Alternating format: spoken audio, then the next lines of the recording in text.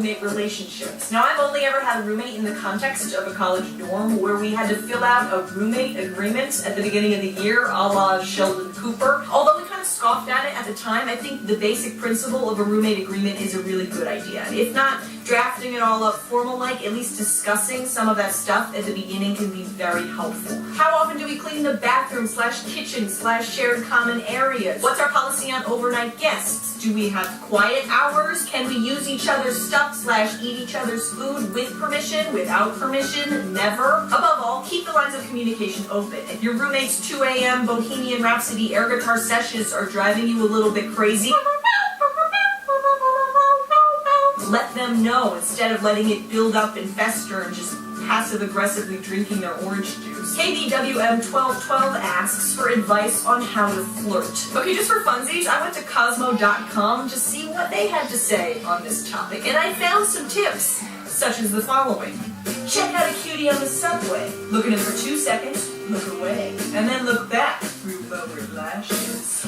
And that brought up a lot of questions. First of all, do I count these seconds? 1 Mississippi, 2 Mississippi. Is he looking back at me when this is happening? How long do I look away for? And when I look back, I'm pretty sure that if my eyelashes are lowered, my eyes are closed. I have yet to figure out the logistics of that. When it comes to flirting, I am no expert, but I have noticed in my flirting gambits that some of the same stuff comes up. I usually try to do 3 things. 1, paying the other person compliments. 2, asking the other person questions. And 3, trying to make the other person laugh. If you haven't seen our episode, How to Ask Someone Out, I will link you to that below.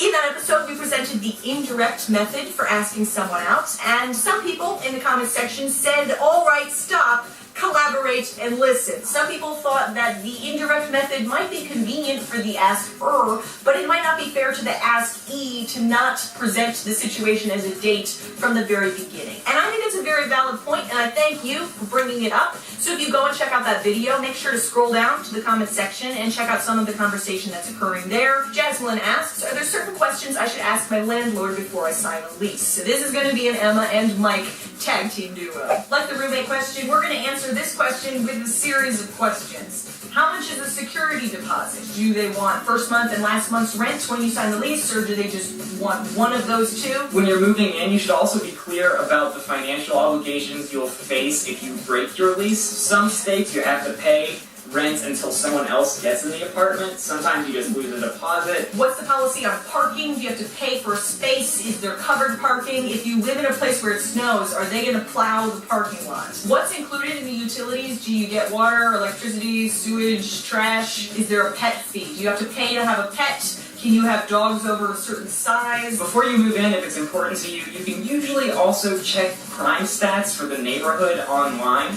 Also, in that same vein, I would recommend actually going to the apartment at 2 different times of day, like one during the day and then drive past in the evening or at night. On the day of the move-in, you should also get written documentation of any damages that are in the apartment. You don't want to be on the hook to pay for the damages that were already there. Blood and Kool-Aid asks about building a rapport and or friendship with professors in college. I actually consulted a professor on this one, and the professor said that probably rather than a friendship, what you should pursue with a professor in college is a mentorship. Make an appointment to meet with your professor outside of class, in their office if they have one, and bring specific things to talk about at that meeting. For example, you could say, I really liked your lecture on XYZ, I would love to talk about it with you more further.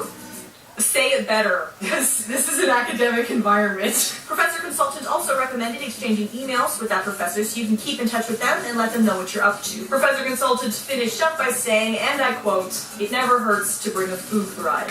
Just putting that out there. Starius2 asks, how would I go about asking Jennifer Lawrence out? I could only think of 2, and not even full pickup lines. Okay. But just something to do with loins catching fire. And then something about, I'm an American, but this is no hustle.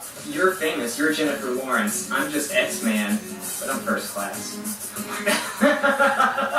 And that's all we've got for you today. If you've got thoughts, comments, questions, more advice, different or better advice on any of the stuff discussed here today, please leave it for us in the comment section below. We love to hear from you. In the meantime, imagine the best catchphrase in the history of spoken word, and imagine me saying it right now. But we didn't even touch on pickup lines in our how to ask someone out video. Have you ever had, like, used one or had one you know? No, I mean, one time someone was like, we should hang out sometime, which is not like a pickup. I know it's Josh Sundquist's, like, great way to ask someone out, which I think is a good way to ask someone out. Funniest kid I've ever met is my 12-year-old cousin. I play X-Cards with him all the time. The first day of first grade, he got detention. You want to know why? Yes. He went up to the lunch lady and said, "So, you come here often?"